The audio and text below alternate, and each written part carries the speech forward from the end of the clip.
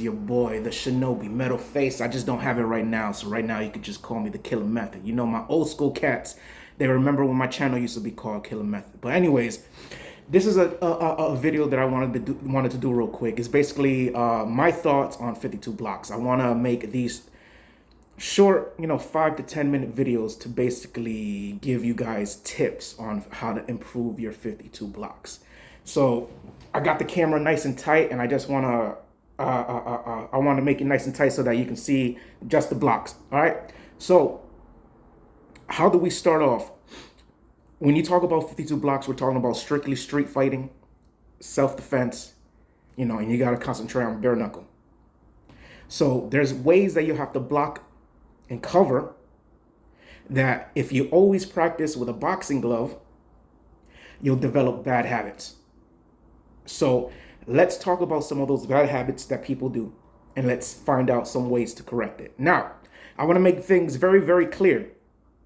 I study multiple forms of martial arts, from Muay Thai to Filipino martial arts to Russian Sambo to French kickboxing to Japanese karate, all of these things to help me with my martial arts, bare knuckle, basically street fighting, everything that works. That's why I prefer French kickboxing, because they practice with the shoe. In the streets, you could imagine it's dangerous when you have a boot or a shoe that's built for it. So I just want to make things, again, I want to make things clear that when I speak about 52 blocks, I'm not talking about no other system that exists of 52 blocks. I want to make things very clear, because there's going to be someone coming on and want to say, oh, this isn't real 52 blocks. This is not how you're supposed to do it. Look, this is my 52 blocks. And I use it as a way to help me with my martial arts. So now that we got that out the way, let's talk about a few of the things. Let's talk about how a lot of people hold their hands when they box with gloves. Does this look familiar? Something like this, something like this, something like this. This works when you have gloves on. Something like this, anything like that. Any type of formation that you're like this, that works when you have gloves on, but it leads to bad habits. So one way that I figured out when I train with gel inserts, like it's like a little slip-on thing, and it's like little gel on your knuckles, so you could like practice bare knuckle without killing your opponent. Instead of doing this, maybe if you modify it a little bit and just raise your hand a little bit. That's it. So you constantly have this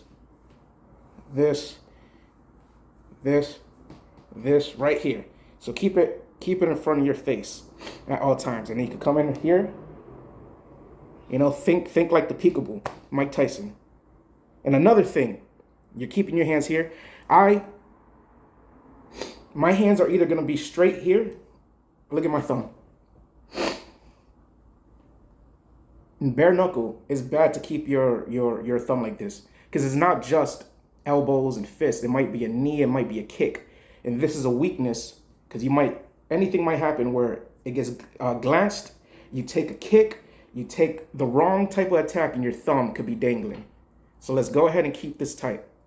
So when I'm doing 52 blocks, and remember, this is my form of 52, no one else's. Just this is me studying my entire life and using 52 to improve myself as a martial artist. I'm either gonna keep my hands like in a karate chop, real straight, I could do all, or I'm literally going to bend it like this. I hope you guys can see this. And I'm gonna keep it right on my eyebrow, or like on my forehead. So let me try to turn. You guys can see this. I'm literally gonna keep my hands like this. And all of that Mike Tyson stuff, instead of doing this or this, how about you do this? And you could block like this. Another thing, keep your hands here. You can clap your hands together. You see how you clap your hands together? I see a lot of 52 blockers that clap their hands together and keep their hands here. That's not good. Again, that works with gloves. But when you take a punch or kick, an elbow, that force is coming to your face. So let's adjust that. And remember, let's just bring the hands up. And instead of putting your hands, blocking with your hands like this, we block with our hands like this. My palm is on my forehead. Another thing, when you got the double hand blocks and you're practicing these rolls, come up and block your face. So I hope you guys can see that. But my hands are interlocking, and then my palm is going to my face. And from here, I could go here, here.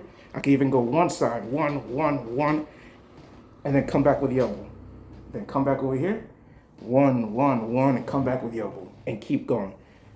You know, so this is called skull and bones, and you go right back to double pyramid. So let's start. Again, we have our hands up here, and you're gonna interlock your hands, weave them together, and this is called the butterfly. You're just gonna see that. So if you're gonna come back out here, keep your hands, then all of a sudden you're going to butterfly, yeah, and you're gonna block. And you could even bring your elbows forward, like, and you go upwards with your elbows so that you could do some damage, come up, and then go down with the lead skull and bones. So you could go bang, bang, go upwards with the elbows, block, and then come right back down. And then this is a strike and a block, but let's not stay stagnant. Let's get back to this block, and then let's go right back to this elbow, and let's keep it infinitely. And you could shove, and you could block, and you could get back to your position.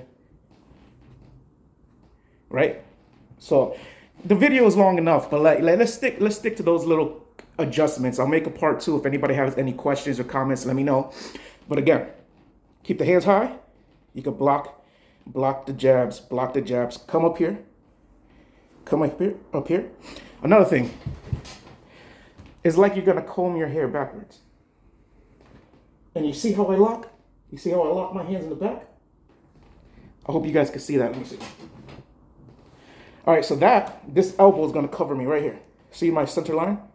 So I'm not gonna do this or any type of thing like this because all of that power is going to collapse my arm. So it's like I'm brushing my hair and I'm gonna lock. Go ahead, go through this. Go ahead. So it's closed door, but it's not going to be like a boxer with their glove on and it's just gonna be like here. No, it's going to be here, across the center line. So again, we got our hands here. We're gonna interweave our hands to block here. And then we could come back down, and then we could go back up, and then come back down, and then go back up, and then butterfly, and get back. So how easy that was?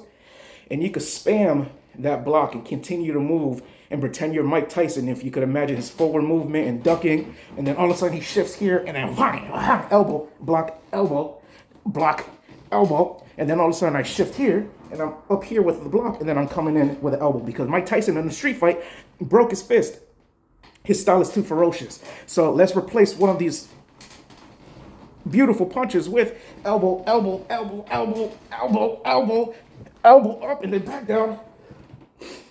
So that's basically what I'm talking about for this video. 52 blocks in motion. Let's not keep our hands down here unless you know what you're doing. So let's get them up here, and then you interlock your hands.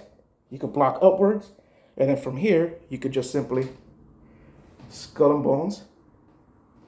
Boom, skull and bones, boom, and then you could go right back with it, boom, and you can move forward going like this. Spam the double skull and bones, like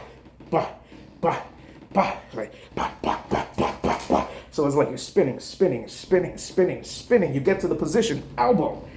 You know what I'm saying? Bang. You get to the position, elbow. Or he's too far, but you're defending here. You come in with the punch, bang. So you see how it's, those are other moves. I'll teach you how to use these moves.